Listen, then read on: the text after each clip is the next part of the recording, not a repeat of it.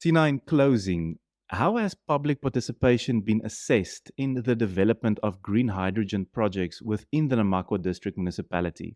And what strategies are being employed to ensure inclusive and integrated community engagement? Additionally, could you discuss any examples of exclusionary government participation practices and their impacts on inclusive development in the just energy transition? As we know that in South Africa, we've got the white paper on local government and the Batupile principles, which are the foundational frameworks that guide public participation in any form of development that is going to happen at a locality. So these frameworks ought to actually, take a very bottom up approach, where, for example, if there has been a proclamation of a development that's going to take place, a local municipality with its local structures, such as ward committees, where councillors sit in those ward committees, ought to actually start the engagements with their communities in their wards, in their neighborhoods, or any geographic location within that municipality, so that the views of the communities get to proliferate in the design and also the implementation of a development in that particular area. And secondly, these kinds of development also need to find expression in the IDPs, the integrated development plans, because these kinds of developments are going to be located in a certain area, which ought to have some form of impact in the social, cultural, and also economic activities in those geographic areas. So in this case, when I was actually having a conversation with some of the community members and also following, the unfolding events, one thing that I had observed was that the community members were actually dissatisfied with the way in which public participation had been handled, particularly in Namakwa district and also Richtersveld. And when I say Namakwa district, because these communities are very much interlocated due to their historical connections, their cultural and identity connections. So the demarcation of Richtersveld is not just only exclusionary to other local municipalities, but these communities move seamlessly within the district. So they found that participation has really not been inclusive in the sense that it was very centralized. What provincial government would do was that it would call these public participation sessions because SASOL is involved in doing the feasibility study. So SASOL and the Office of the Premier and the Northern Cape Economic Development Agency would call these imbizos, which are supposed to facilitate these discussions. But remember, these are mass meetings where you really don't qualitatively get to engage with communities. I mean, the first lamentation that I got from communities was that they don't even understand the concept of just energy transition. They don't even understand green hydrogen and its industrialization process.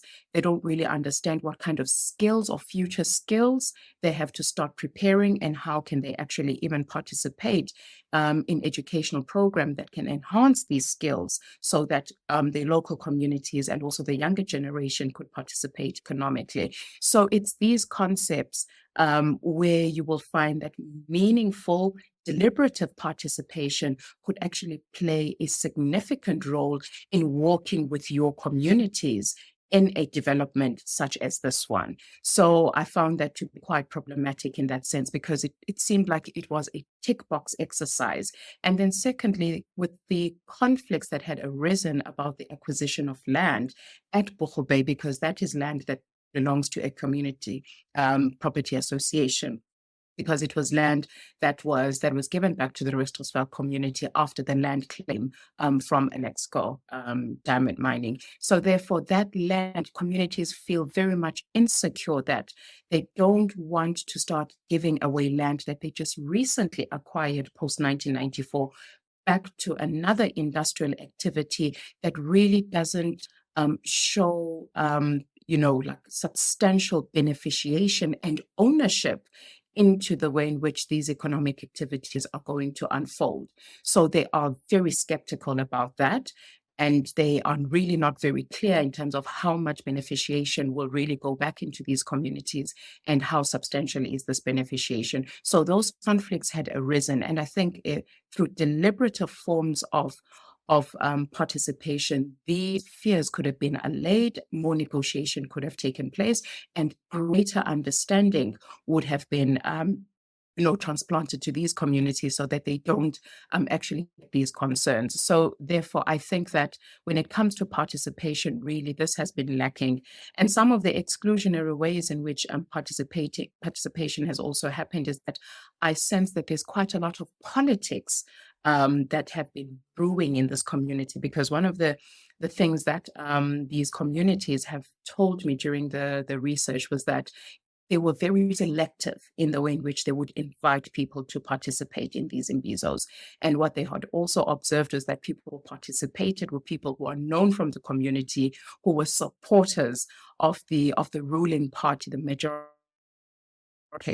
And they were used, to rubber stamp the acquisition of land and also the endorsement of this project, and other communities who were known not to be supporters of the ruling party were marginalized in that sense. So you can also see that party politics also played a major factor, because at the end of the day, what we also have to think about that this is a national program, and obviously the government of the day in the Northern Cape wants to use this as a flagship for its own political gains in future. So those dynamics are there at local government level, and we need to be conscious of these complexities that arise and how politics can also feed into exclusionary practices.